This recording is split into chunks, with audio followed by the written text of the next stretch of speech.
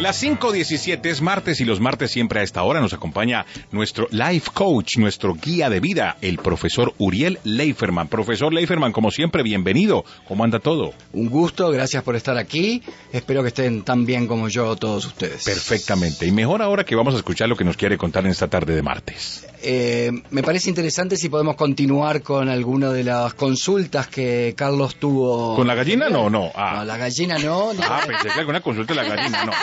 No, estamos hablando de unos temas que dejamos pendientes la semana pasada, ¿no? Exactamente, sí. Y otras semanas. Sí, señor. Uno es si debemos dejar el pasado, soltar el pasado, si tenemos que cortar con nuestras creencias, sí, si tendríamos que liberarnos de nuestras tradiciones. Exactamente. Esa fue una de las que nos hace mucho peso a todos, ¿no? Exactamente. Y el otro elemento o el otro tema que me quiero vincular y que también fue una consulta de si es tan importante esto de la autoestima. Exactamente. ¿Está bien? Entonces vamos a intentar durante estos minutos. Estos minutos o los minutos que continúen, sí, vincular estos temas. Bueno. Habíamos contestado muy rápidamente que lo importante, como siempre decimos, es hacer el ejercicio de limpiar la mente. Exacto. ¿Sí? Ahora también tenemos que pensar cómo limpiarla y antes de cómo limpiarla, comprenderla. Y esta no es una tarea fácil. Esa es la parte más difícil, comprender lo que uno piensa, la mente, Exacto. que es la que en última nos maneja. Exacto. ¿Cómo vamos a hacer para comprenderla? Y no solo qué piensa, que era lo que hablamos, sino cómo piensa. Ajá. Y con esto voy a hacer un cuentito. Había 3 personas de diferentes comunidades, cada uno defendiendo y alabando al sacerdote de esa comunidad. Uh-huh. Y entonces el primero dice, es tan importante nuestro sacerdote que él teme de Dios y es tal su temorosidad y su temor que a la noche hay que atarlo a la cama porque se mueve tanto de temor que Dios ilumina nuestra comunidad. Ay, ay, ay. La segunda persona dice, mira, nuestro sacerdote es de tal luz y de tal brillo que Dios teme de no poder cumplir con toda su perfección. Uh-huh. Y el tercero dice, qué interesante lo que dicen, sin duda sus sacerdotes deben ser muy importantes. El sacerdote de mi comunidad tuvo una etapa en la cual temía mucho y parecía el sacerdote de tu primera comunidad. Después tuvo otra etapa en la cual Dios temió de él, pero temió de él no por él, sino de no poder cumplimentar todas las promesas. Todas sus promesas y toda su perfección y toda su grandeza. Ajá. Y en la tercera etapa, que es la etapa actual y que por eso yo lo alabo, se paró ante la comunidad y dijo, ¿y por qué tememos? Ahí está la pregunta. ¿Y a qué hay que temer? ¿Por qué es el temor? Exactamente. Entonces el temor nos paraliza y nos impide pensar y cambiar. El temor es, al igual que reflejo de las vergüenzas o de las excusas, como venimos hablando, es un agujero negro que nos chupa la energía, que nos toma con tal fuerza que no nos permite ser. Claro. Que no nos permite actuar de manera efectiva. Entonces, una de las tareas más difíciles que tenemos en la vida es soltar el pasado. Ahora, cuando uno viene pensando si el pasado es bueno o es malo, siempre se plantea todo lo que yo pensé, todas mis creencias, todo lo que soy fue lo que me trajo hasta aquí, al momento que soy. Pero para vivir de ahora en más, necesitaría otras ideas, otras creencias, otros pensamientos, otra manera de ser. ¿Un cambio radical? Una transformación. Y la transformación es mirarse de manera consciente bajo otra dimensión. ¿Y eso cómo se hace? Y eso es lo que estamos intentando plantear. La otra dimensión a la que hace referencia el profesor Leiferman es exactamente qué. ¿Cómo hacemos ese concepto? ¿Cómo lo entendemos? Primero, estar alerta y conscientes de cómo vivimos. Y preguntarnos, toda nuestra herencia, toda nuestra tradición, todos nuestros temores, son algo que, y lo planteamos siempre, ¿nos fragiliza o nos robustece? Ajá. Esa herencia, esa tradición, ese dicho de mamá, ese planteo de papá, esa abuela, ese amigo, todo eso. Eso de que todo tiempo pasado fue mejor. ¿Eso por nos ejemplo, sirve o nos tara? Por ejemplo, yo lo que planteo es que estemos conscientes de hacer la contemplación y analizar si eso nos tara o nos hace avanzar. Sirve. Porque también uno mismo no deja avanzar o no le da la oportunidad a esas personas porque, por ejemplo, ese pensamiento de atrás como que el que es no deja de ser, es decir, que una persona no va a cambiar y que guarda para la vejez, eso nos da la oportunidad de explorar. Es lo que nos plantea. Te falta experiencia, te falta vida. Siempre hay algo que nos hace una obstrucción y nos obstruye. Pero como bien dice Soneida, el planteo no es que nos obstruye, es que le permitimos obstruirnos. Entonces el planteo es una decisión nuestra. Es una elección, es una decisión, es una elección. Yo elijo que eso me obstruya o no me obstruya. Para eso tengo que tener una comprensión clara de cómo mi mente actúa, de cómo tengo mis miedos, de cuáles son, explicitar mis vergüenzas e intentar hacer una acción efectiva donde elijo vivir el regalo, el presente. Yo elijo vivir el presente como yo considero que es. Y voy a un elemento importante. Hay una definición muy interesante de una persona que se llama Oliver Sacks, que tiene unos libros muy interesantes, es un neurobiólogo, que plantea cuál es la definición de hombre normal. Hombre normal. ¿Hay un hombre normal? El hombre normal es aquel que es capaz de contar su propia historia. Aquel que es capaz de contar su propia historia. Y para eso debería saber de dónde procede, cuál es su origen, cuál es su pasado, saber dónde está su identidad y creer que sabe hacia dónde va, cuáles son sus proyectos. Menuda tarea. Menuda tarea, que no parece tan difícil. No, muy difícil.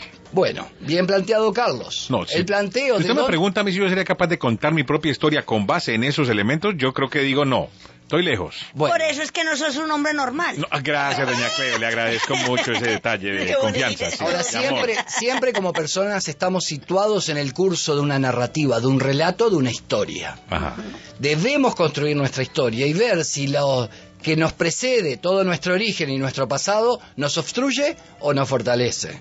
Ver si nuestra identidad actual nos armoniza, nos brinda beneficios a nuestro bienestar o al revés, nos pincha, nos tira para abajo. Nos aplasta, no nos deja ser.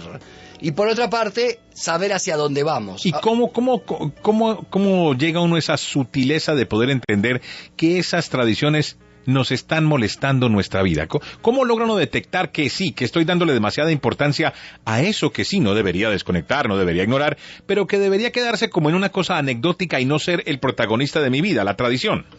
Las creencias son teóricas. La confianza, y acá estamos uniendo los dos elementos de la autoestima con el pasado, las creencias son teóricas, la confianza es existencial. La confianza es de nuestra vivencia, es de nuestra existencia. De lo que vamos aprendiendo. De lo que vamos... Cómo nos vamos enfrentando al mundo. Exactamente, y cómo nos plantamos ante el mundo. La creencia es teórica. ¿Y qué digo esto? Para mí hay un símil muy interesante de las creencias como flores plásticas, de plástico. ¿Ustedes ven? ¿Alguna vez vieron una flor de plástico? La ven de lejos y parece una flor. Sí. Bonita. Dicen que engaña uno, lo engaña. Eso, tal cual, lo engaña. Es que sí, de verdad parecen reales. Parecen reales. Y como las siliconas. También. Y cuando me acerco, ¿qué pasa? Descubro que no. Que o cuando las toco, descubro que no. Que son una ilusión. Como las siliconas también, sí, exactamente. Tal cual. Cuando las observamos, cuando las contemplamos, cuando las analizamos, sin temor, cuando somos libres de elegir nuestra contemplación y nuestro análisis, nos damos cuenta que no son reales. Que son una farsa. Pero que esa farsa y esa ilusión puede ser nuestra realidad. Y que las flores no nacieron de nada y van a existir las flores plásticas forever and ever. ¿Hasta cuándo? Hasta que yo decida que esas flores no me sirve y me deshaga de ellas. Y me traiga unas de verdad. ¿Y qué le sucede a las flores de verdad? Se marchitan. Tienen una duración determinada y tienen un gusto y un deleite y un placer que yo vinculo, pero con un ciclo de vida natural. En un presente muy cercano. En un presente actual. Vivencial, de mi existencia. ¿Y cómo me conecto a la existencia? Buscando siempre flores reales, no flores de plástico. ¡Wow! Wow, me gusta. Las flores de plástico son nuestras creencias. Por eso yo compro siempre flores, siempre naturales, las rosas, todas. Y observarlas, y olerlas. Las flores de plástico son siempre de pronto que uno determine su vida a partir, por ejemplo, de los amigos, y usualmente los amigos no son los que sirven. Amigos, padres, abuelos, con toda la dificultad que es esto, pero quiero hacer una diferencia en esto. Una distinción muy importante porque siempre, si no, se apolariza sobre qué y no sobre cómo pensamos. Ajá. El recordar no es lo mismo que el apegarse a la memoria y al pasado. Uy, eso hay que repetirlo. Recordar no significa que yo esté influido de manera categórica y sobre el pasado y constante sobre el pasado. No, eso no es recordar. Eso no es recordar. Eso es estar apegado con el pasado. Y ese apego es el que hace daño, el que carga. Y el que nos crea ilusión. Wow.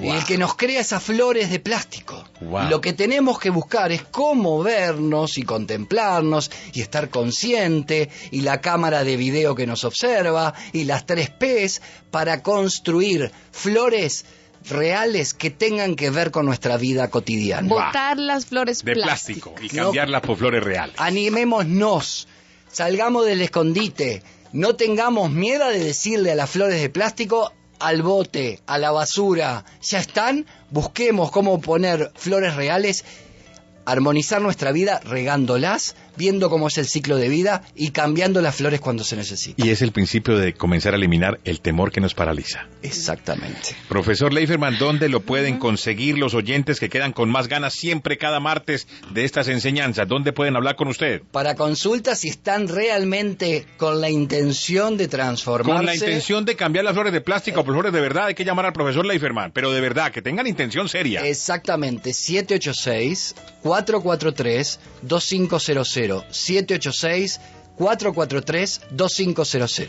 Profesor Leiferman, gracias como siempre. Doctor. Gracias, y recuerden, las flores huelan, observen, disfrutémosla, animemos a vivir en conexión a nuestra existencia. Carlos, no podemos decir que esta sección fue patrocinada por la bodega china cercana al aeropuerto. Ay, no, ya, 5.29, ya, adiós, 5.29. Por 9, ya, adiós, 5.29. Por 9, ya.